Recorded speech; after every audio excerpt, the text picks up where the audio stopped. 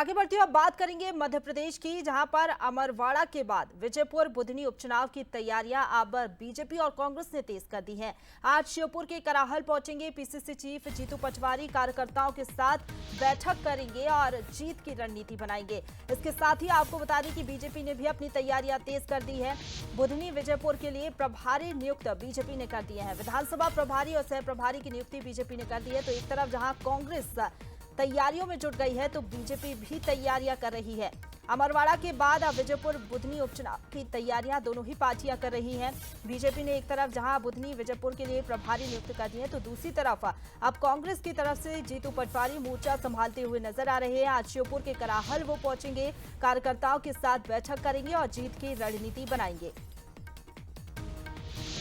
तो दोनों ही विधानसभा सीटों का जो रण है वो दिलचस्प होता हुआ नजर आ रहा है। और इसी खबर पर ज्यादा बातचीत के लिए सीधा रुख करेंगे, संवाददाता रंजना हमारे साथ लाइव जुड़ गई हैं।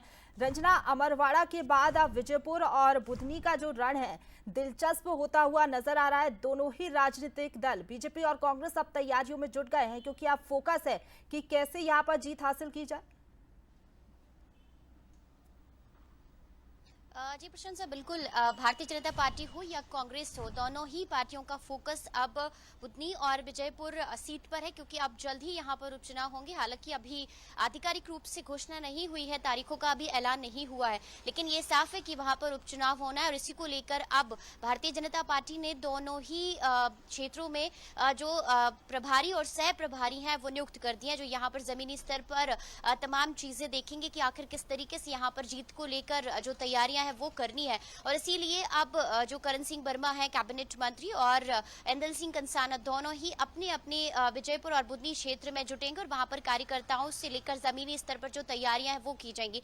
लेकिन यहाँ पर एक और बात है प्रशंसा, क्योंकि जिस तरीके से अभी हाल ही में अमरवाड़ा उपचुनाव हुआ था और वहां पर कांग्रेस पार्टी ने टक्कर वहां पर दी। हालांकि कांग्रेस के गढ़ को भारतीय जनता पार्टी ने वहां पर छीना जरूर है, वहां पर कमल का फूल खिला है। तो ऐसे में कांग्रेस पार्टी के सामने अब चुनौती होगी कि विजयपुर सीट पर वो जीत हासिल कर सके। और दूसरी बात यह है कि बुधनी की जो कठिन डगर है कांग्रेस के लिए, वहां पर वो कुछ चीजें कमाल कर सके वोट के लिहाज से, या फिर वहां पर एक ऐसे प्रत्याशी को उतारने के लिहाज से जो वहां पर कड़ी टक्कर दे सके। तो चुनौतियां यहाँ पर कांग्रेस के पास है कि आखिर वो किस तरीके के प्रत्याशी को उतारता है, क्योंकि अमरवाड़ा में उसने यही गणित लगाया था, प्रत्याशी बहुत मजबूत उतारा था। और सही कहा आपने, अमरवाड़ा में मिली करारी शिकस्त के बाद कांग्रेस के लिए कई चुनौतियां आई कि कैसे वो अपना कॉन्फिडेंस बूस्ट अप कर पाती है। लेकिन दूसरी तरफ बीजेपी की कोशिश है कि दोनों ही विधानसभा सीटों पर जीत हासिल की जाए और कांग्रेस को एक बड़ा झटका दिया जाए। फिलहाल बहुत शुक्रिया आपका हमारे साथ जुड़ने के लिए और बातचीत करने के लिए।